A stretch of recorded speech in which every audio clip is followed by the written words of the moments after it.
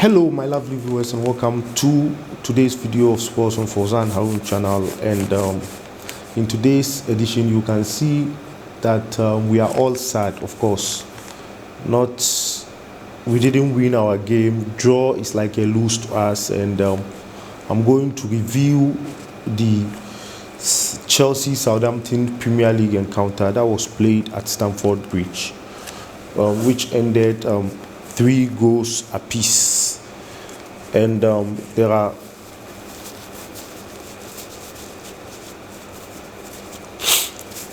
are some important statements which I have to issue before I proceed with the program. If this happens to be your first time of joining me on this show, please do well to hit the subscribe button and touch the notification bell for me. I will appreciate that if you do it for me. It's free. Please do it. It's free. It doesn't cost anything. And normally I don't do that, as I keep on repeating, but there are some attitude by some Chelsea vloggers. Let me be specific. By someone, I think I watch, sometimes I try to flip through and try to see what other channels are doing. Of course, we are all in this business together. I want the best for Chelsea, and I happened to watch this channel, and one vlogger did the preview of the Chelsea Southampton game, and from what he was saying, it appears he didn't even know the team Southampton. Not necessarily knowing Southampton as in their existence. No, he knows Southampton, they exist, but the pattern of play, he doesn't know the danger they possessed before the game, the danger they posed before the game.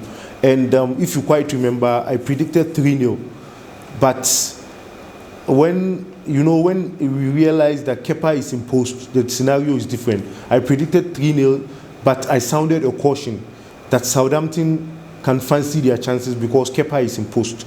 Because earlier on, I indicated in that program that Edouard Mendy was injured, right? And so Southampton will fancy their chances, because if any team plays Chelsea and they see that it's Kepa in post, definitely they will fancy their chance of getting goals. And lo and behold, they succeeded in getting all those 3 goals to equalize. Though it's not only his fault, but some other defenders, Zuma, Christensen, were part in all those 3 goals. But it happens that Chelsea vlogger didn't know the danger Southampton posed, because he said Chelsea, without even Mendy, Edouard Mendy, could easily dispatch Southampton. It's not any difficult. Man, concentrate on the Sevilla Champions League game coming on Tuesday. You see, so in as much as we try to educate our viewers, the fact that we have a camera and a studio doesn't mean that we should miscommunicate and miseducate people out there who are watching us. And if you happen to be lucky to do this job that we are doing, this kind of dedication that we are doing, I even don't necessarily call it a job on my part. Some people are doing it full-time, fine. I don't, this is not my full-time job, honestly. Though that does not mean I play with it. You can see my seriousness in my programs. It's a point-notch program. It's because I've invested a lot in trying to set up the equipment and machinery to produce these videos that I'm doing for you. And so that's why I said you should be subscribing for me. Hence, to watch the investment that I've done in these shows and videos that I've tried to put across for the love of Chelsea and for the love of sports as well. And it happens that vlogger even didn't know Southampton. He was just saying Chelsea could easily dispatch Southampton. And I sounded a warning on my program that no, because last season, if for anything at all, Southampton defeated Chelsea 2-0 last season. And so I didn't think somebody could easily say Chelsea could have dealt with Southampton so easily to concentrate on Sevilla. Anyway, let's put that aside. And it was an interesting, entertaining first half for Chelsea, full of excitement and joy. But getting to the tail end of the first half and the entire second half, Chelsea didn't produce any response at all. And As I keep on, as I said, I think I'm not necessarily sure. I think I want to make my prediction after the first 10 matches of the EPL season, and already 5 matches have been played. And my prediction will center on who to win the league and who to place in the top 4. And already 5 matches have been played. Unfortunately, Chelsea is not definite. It's not definite, as in they are on and off. My Chelsea win today and the next day they disappoint. And so I will support what our former player Frank Leboeuf said, that he doesn't even know the direction in which Chelsea is going right now. It's difficult because when Mendy is not fit and Kepa is in post, it becomes a leaky defense which will leak in goals. So that is the situation that we found ourselves in now. And Timo Werner shines and got his brace and got his first Premier League goals, but unfortunately the defense disappointed him by leaking goals. And as I said earlier on, Kepa, Zuma, Christensen were responsible for the errors. And our midfield was non-existent in the second half. Non-existent. And as I said once again, a fit N'Golo Kante is reliable, but despite being fit, N'Golo Kante now at 29-year-old is not N'Golo Kante that we used to know 4 or 5 years ago. And so, hence, that was why maybe possibly Lampard was going in for Declan Rice. And we need a combative midfielder, because I watched Declan Rice earlier in the day against Tottenham Hotspur. They played 3-3. But I'm not saying he's not a good player, he's a good player, but I'm not even convinced that he can do the kind of job that N'Golo Kante is doing. Because there's a talk of going on that N'Golo Kante thinks when Declan Rice is poached in January, his position is going to be shaky, and so he is even planning his future ahead. That's those are rumors of the tabloids. I think Declan Rice cannot do the kind of dirty job, box-to-box tackling that N'Golo Kante does. If Declan Rice wants to come and attack, fine. But for N'Golo Kante's job, I think Lampard should get somebody different. Declan Rice, I watch him in the 3-3 draw of West Ham and Tottenham Hotspur. Though he's a good player, but I'm not convinced about his tackling abilities. His offensive abilities is okay, but tackling ability, same problem with Kai Havertz. Kai Havertz, attacking-wise, is excellent, but defensively poor. The reason why I'm saying defensively is poor is that he's a midfielder. And all those 3 midfielders, Jorginho, N'Golo Kante, and Havertz, are supposed to have both attacking and defensive qualities, just like Lampard, ACN, and Ballack. All of them have attacking and defensive qualities. And so those times, that was why Chelsea were celebrating week in, week out, because when even the ball moves around ACN, Lampard is there, or Ballack is there to win the ball and bring it back into play to resume Chelsea attack once again. And so Kai Havertz is not the kind of player that has defensive qualities. Though moving forward, he's an excellent attacking player. I think he will have to work on his defensive abilities. He's very poor. I must be blunt with him, because time and time again his slowness and weakness is not helping in the Premiership. He has to be physical sometimes. He's too dull sometimes. He's a good player. I don't say I've started attacking. No, I'm not attacking Kai Havertz. I'm being honest. Those are, you saw how he lost the ball that led to Southampton getting their first goal to make the scoreline 2-1. You saw it. He was dribbling and went back, and he was easily dispossessed of the ball. That's why I'm saying his ball guarding and shielding qualities, as well as his tackling qualities, is poor. That was why he lost that ball, resulting in that player also dribbling past Christensen easily. And as for Christensen, the least said about him, the better. I've been telling you time and time again, I don't know what Lampard sees in Christensen. It's not only this game. I sounded Christensen alarm even long time ago, even when my fellow Chelsea vloggers even didn't see it. They were saying he's doing well. I said, hey, I watch him carefully. This guy is not a reliable defender. I remember I am familiar with the Christensen story at Chelsea. He's an academy boy of Chelsea. And at a point in time, he went to Germany, I think Werder Bremen on loan. He did excellently well, and thus letting Chelsea to bring him back to the club. and his father some time back threatened to move to seek for a new club for his boy together with, I think, his agent, because he wasn't having enough playing time, and now he's getting playing time. He's fumbling. You see, he's fumbling. This is the right time for him to, even because of this Christensen guy. That was why Gary Cahill and so many defenders had to let go. Chelsea had to let go of those defenders. But this guy is disappointing week in, week out. And Jorginho too is not a tackler. So people were baffled as to why Kovacic was still on the bench when we realized that Southampton started equalizing those goals. And the performance of some teams, Everton, Aston Villa, Tottenham Hotspur, is giving me headache and a cause for concern. Even if care is not taken and if Mendy is not fit, Chelsea will be difficult for us to even make the top four. I mean, let's be honest with ourselves. Looking at the performance of Everton, unless some of you don't watch some of the matches. When I have time and I'm free, I try to watch most of the week matches.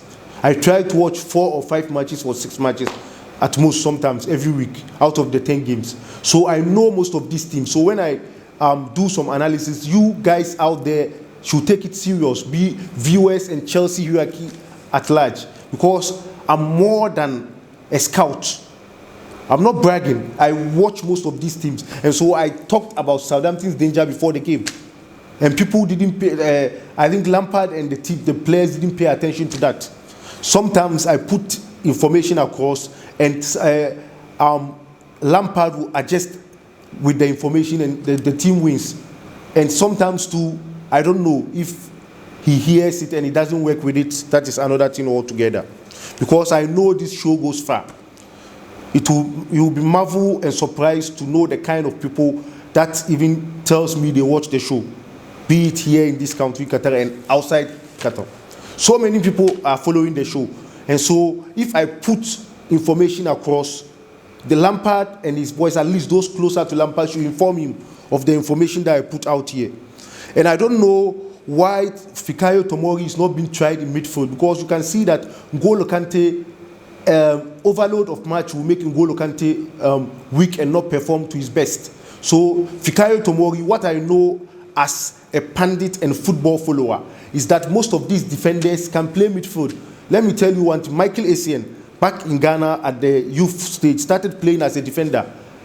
And when he went to Bastia and Olympique Lyon before coming to Chelsea, he was a midfielder. So most defenders can transform into midfielders. And so I don't know why Fikayo Tomori is not tried in midfield. Because Jorginho, N'Golo Kante, when N'Golo Kante is out of the game, our midfield is dead. You can see, yesterday it was non-existent. And you have a player like Fikayo Tomori on the bench. If he can play central defender, you can as well try him in midfield. And even the central pair, I think Aspilicueta and Zuma is better when Thiago Silva is not there than Christensen and Zuma pair. And you play, still you can have the opportunity of bringing Reece James if you play Aspilicueta and Zuma in central defensive pair. And Zuma has been rectifying and correcting errors for defenders. When defenders commit mistakes, Zuma rescues them. And I didn't see the reason why when Zuma made a mistake, Kepa couldn't come out to clear the lines for him. He couldn't clear the ball. He had to make things difficult for himself, resulting in Southampton getting the equalizer before Kai Havertz got the third goal. So, Kepa, simple clearance you can do. Come on.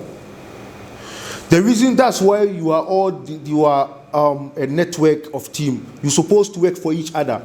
When somebody does a mistake, the other has to correct the other. Zuma has been bailing out some of these defenders week in, week out. And I don't see why when Zuma makes a faulty pass, Kepa couldn't come out to clear for him. He was too slow on that occasion. And one also problem with Lampard is that up till now, he doesn't have a hallmark of a good manager. Why am I saying that? A good manager should have his starting 11. You can see from his lineup that he's confused. He doesn't know who to start and who to bench. So, remember, for you to build a convincing and starting 11, you need to see how they gel in a match, and you continue in the next match. Remember, against Crystal Palace before the international break, we won convincingly 4-0. And it was what Lampard was supposed to do was to repeat that same lineup minus Mendy and Thiago Silva. They were not available. But you saw Lampard trying to bring in Mason Mount into the picture altogether again. And Mason Mount didn't start in that 4. He didn't even play a part. I'm not saying Mason Mount is not good. He's good. But when Lampard brought him back, first half, the performance of all the players were good. Second half, it degenerated into disaster all again. But be that as it may, it's not a license for him to have, altered the substitution. Let me repeat those the lineup for you. Against Crystal Palace, that 4-0 team, we have Mendy in post, Aspilicueta, Silva, Zuma, Benjamin Chilwell, Kante, Jorginho, Hudson-Odoi, Havertz, Werner, and Tammy Abraham. You see, but Lampard came against Southampton to change 4 players. Now he started with Kepa. Obviously, Mendy is injured, so definitely okay. Aspilicueta, I was even not okay. I said Caballero in my show. My preferred goalkeeper should have been Caballero, but no problem. Mendy, either way, Mendy was not available.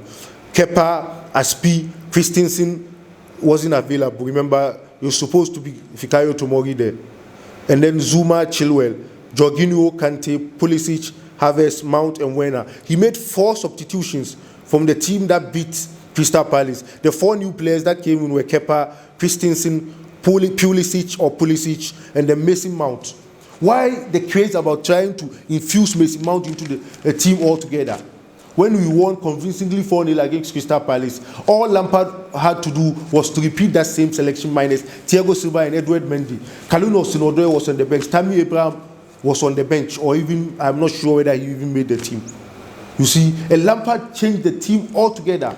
Lampard, after 5 games, doesn't have even the reliable 11 that he can count on. Every day he tried to tinker and, temper with his selection. That is the problem that we are facing. So when results don't go right way, the earlier Lampard fix the problem, the better. Because if he doesn't fix the problem, Roman Abramovich will fix him. Honestly. 1 week he will make us happy, and the next week he will make us sad. What is this? And I'm yet to even, I don't know if Mendy is going to be available against Sevilla in Tuesday's Champions League game. You can see I'm very sad. Please, if this is your first time of joining me, please do to subscribe to the show and hit the subscribe button. Thank you very much for joining me on this show. Let me end here to quench the anger and end the show here. Thank you very much for joining me on the show as always. May God richly bless you. Hope to meet you in my subsequent videos. Cheers. Bye-bye. And I hope the Chelsea hierarchy will work with what we are putting out across here. Thank you. Cheers. Bye-bye.